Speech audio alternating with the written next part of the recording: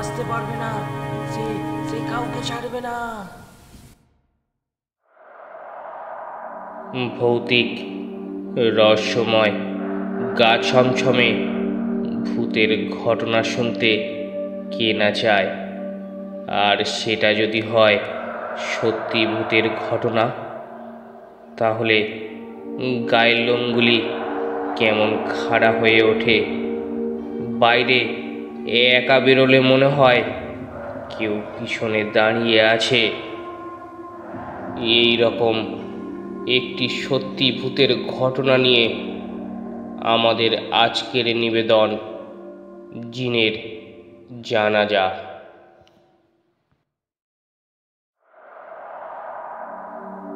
রহমান বেগ একজন সরকারি কর্মকর্তা, ফ্যামিলি প্ল্যানিংয়ে একজন পরিদর্শক। মাসিক মিটিংয়ে অংশগ্রহণ করতে থানা স্বাস্থ্য অফিসে এসেছেন। মিটিং শুরু হতে দুপুর পার হয়ে গেল। রহমান সাহেব কর্মকর্তাদের আচরণে খুবই বিরক্ত। সময় জ্ঞান নেই। মনে মনে বিড়বিড় করে বলল, আসলে রহমান সাহেবেরই বা দোষ কিসের? থানা সদর থেকে প্রায় 21 কিমি দূরে রহমান সাহেবের বাড়ি। যদি বা বাসে সবটা রাস্তা যাওয়া যেত তাহলে তো কোনো সমস্যাই ছিল না, কিন্তু 7 কিমি বাসে আর বাকিটা পথ সাইকেলে যেতে হবে।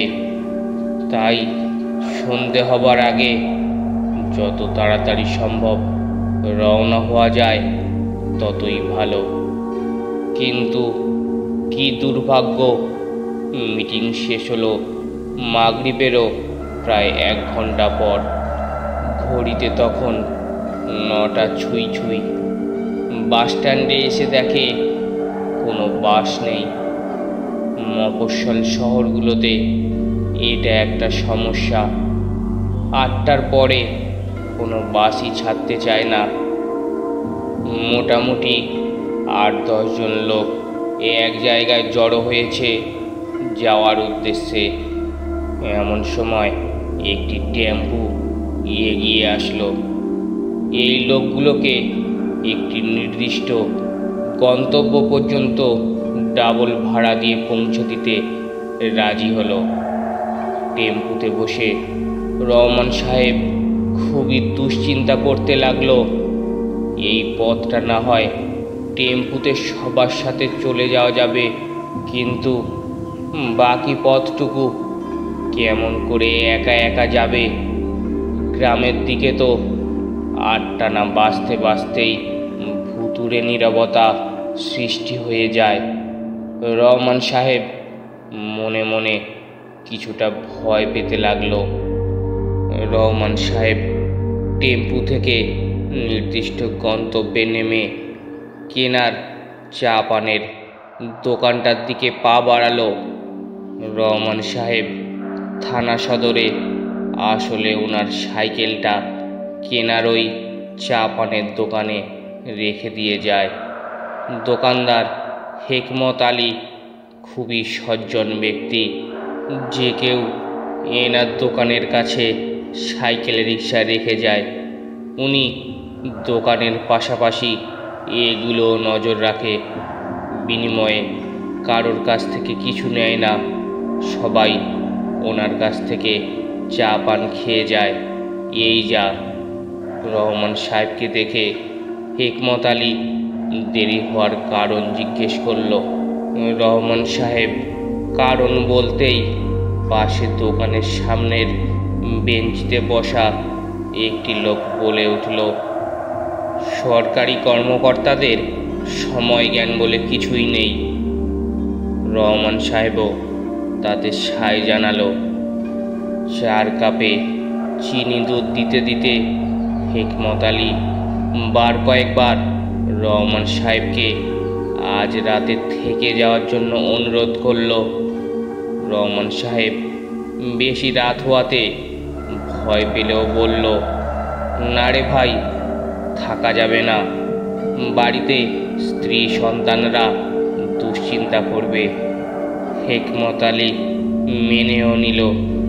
রহমান সাহেব একটি পান মুখে দিয়ে সাইকেল নিয়ে রওনা হলো গ্রামের উদ্দেশ্যে। আকাশে চাঁদ দেখে রহমান সাহেব খুবই খুশি হলো। যাক, চাঁদের আলোয় ভালোভাবে যাওয়া যাবে। গ্রামের নির্জন রাস্তা, গাছের ফাঁক দিয়ে চাঁদের আলোয় অদ্ভুত এক আলো আঁধারের মায়াজাল বিছিয়ে রেখেছে রাস্তায়। পথ যেতে যেতে রহমান সাহেব একটা অদ্ভুত জিনিস আবিষ্কার করলো। রাতের বেলা গাছের নিচে একটু ভ্যাপসা গরম ভাব থাকে। ডানের মোড়ের জঙ্গলটায় হঠাৎ রূপালি একটা আভা চোখে পড়ল। রহমান সাহেব কিছুটা চমকিত। সাইকেলের বেল দিতে দিতে রহমান সাহেব ডানের মোড়টা ঘুরল। রহমান সাহেব মনে মনে একটু হাসল। ডানের মোড়ে আসলে একটা বড় পুকুর আছে, যেটায় চাঁদের আলো পড়ে রূপলি একটা আভা তৈরি করেছে। পুকুরের মাঝখানে একটা সাদা হাঁস একলা ভাসছে। সামনেই কফুল্লা গোরস্থান।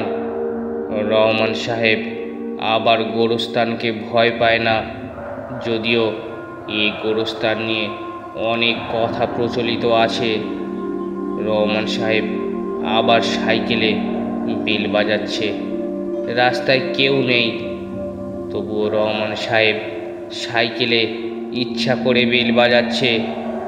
গোরস্থানের মাঝখানের তেঁতুল গাছটা দেখা যাচ্ছে, কিন্তু মানুষের ফিসফাস কথা শোনা যাচ্ছে। রহমান সাহেব লক্ষ্য করল গোরস্থানটার শেষ দিকে কিছু মানুষ লাইন ধরে দাঁড়িয়ে আছে। সামনে একটা লাশ। রহমান সাহেব ভাবল কেউ হয়তো মারা গেছে, সেটার জানাজা হচ্ছে। রহমান সাহেব সাইকেলটাকে রাস্তার একটা গাছে হেলান দিয়ে জানাজায় শরিক হলো। আসসালামু আলাইকুম বলে বাম দিকে তাকাতেই দেখল আশেপাশে কেউ নেই, শুধু সামনে একটা লাশ পড়ে আছে। রহমান সাহেব ঢলে পড়ল ওই লাশের উপর। পরদিন ঠিক সন্ধ্যের দিকে ওনার জ্ঞান আসে। তখন তিনি নিজেকে নিজের বিছানায় আবিষ্কার করে। ঘটনাটি কেমন লাগলো অবশ্যই কমেন্ট করে জানান, আর ভালো লাগলে চ্যানেলটি সাবস্ক্রাইব করে নিন। ধন্যবাদ।